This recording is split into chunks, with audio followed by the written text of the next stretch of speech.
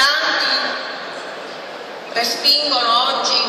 e consentitemi quello che vi sto per dire, respingono con decisa e determinata fermezza il giudizio di essere stati etichettati dai giornali, da qualche medico, traditori. Noi non siamo traditori,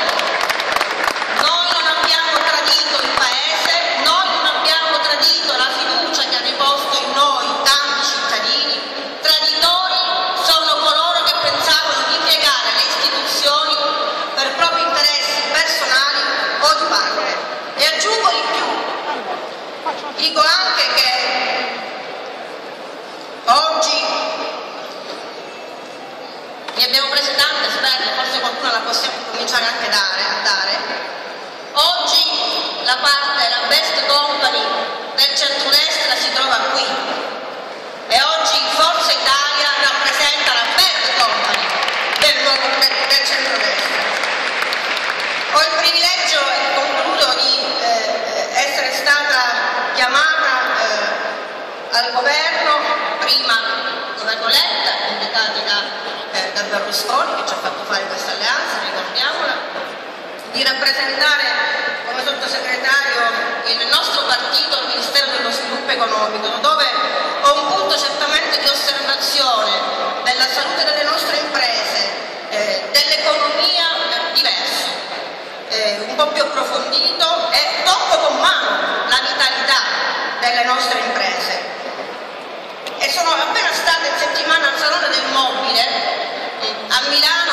dove c'è stata l'apoteosi della creatività e del genio italiano, dove quelle imprese, le imprese della Brianza in particolar modo, ci dimostrano come già siamo in grande ripresa, ma grazie a loro ci dimostrano come alcune aziende l'85% di quello che producono lo esportano all'estero. Cioè significa che il brand Made in Italy è ricercato in tutto il mondo, è il terzo brand ricercato nel mondo della rete, e il Made in Italy è una grande risorsa per il nostro Paese. Le imprese lo hanno capito, dobbiamo forse comprenderlo ed essere più coraggiosi noi politici. Le industrie non è soltanto la produzione di alcune tecnologie o di alcuni macchinari o dell'autovettura, l'industria in Italia per esistere oggi è riuscire a competere in una logica globale che vede il più piccolo sempre più soccombere, è data dalla qualità dei prodotti che offriamo. E noi nel nostro Paese abbiamo il turismo, abbiamo l'ambiente, abbiamo il mare, abbiamo il sole, abbiamo i beni culturali. Si tratta soltanto di creare quelle norme che semplificano la vita affinché tante imprese attraverso queste industrie possa decollare e farci comprendere nella nostra crescita economica. E concludo con due appunti. Primo, rivolto ai giovani e a noi per primi, dicendo che oggi sappiamo che nel nostro Paese la disoccupazione è veramente ai massimi storici e la nostra difficoltà di imbarazzo è tanta, però vorrei dire anche a loro: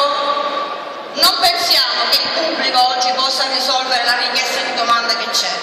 La risposta alla domanda di ricerca di occupazione può essere data esclusivamente e prevalentemente alla creazione di opportunità di lavoro per se stessi, di tanti giovani che fanno imprese, di tante donne che fanno imprese, alla nascita di start-up, dove in Italia abbiamo registrato negli ultimi mesi una crescita immensa di start-up nate da giovani investendo sull'innovazione tecnologica. E da lì noi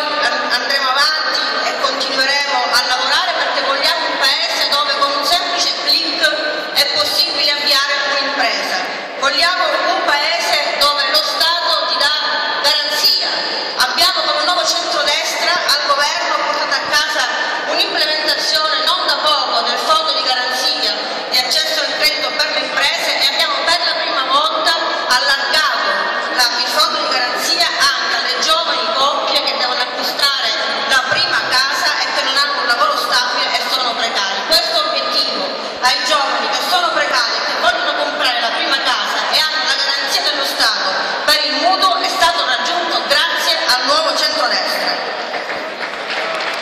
Noi faremo, hai fatto ieri eccezionale passaggio sulla sburocratizzazione e su come noi dobbiamo procedere e su come lo Stato deve stare 10 passi indietro rispetto all'iniziativa privata. Bene, è un'iniziativa, è una proposta geniale, noi la seguiremo, noi ci metteremo mano concretamente a lavorare al Ministero dello Sviluppo Economico appena ne avremo le deleghe. Noi faremo questo, ma non solo questo, sotto la guida del nostro segretario, sotto la guida di Angelino Alfano, alla cui visione, alla cui fermezza, alla cui passione dobbiamo la creazione del nuovo centrodestra, ma soprattutto alla creazione del nuovo